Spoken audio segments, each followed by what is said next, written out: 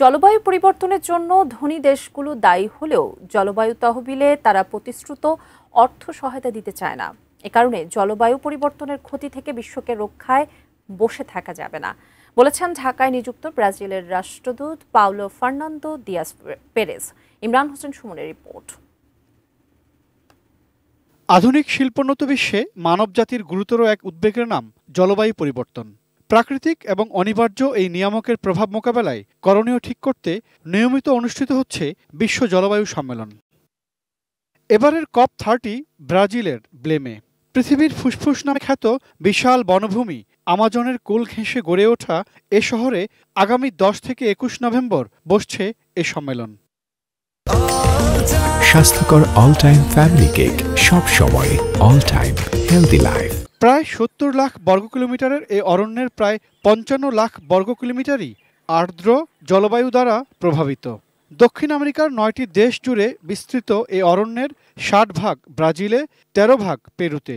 বাকি অংশ Colombia, Venezuela, Ecuador, Bolivia, Guyana, Suriname এবং ফ্রেঞ্চ গায়ানায়। জলবায়ুর প্রভাব মোকাবেলায় কি করা যায়, ক্ষয়ক্ষতি কিভাবে যথাসম্ভব কমিয়ে আনা যায়, এসব নিয়ে আলোচনা হবে এবারের COP30-তে। Upholding multilateralism, preserving and expanding our collective legacy. So the world is going against this.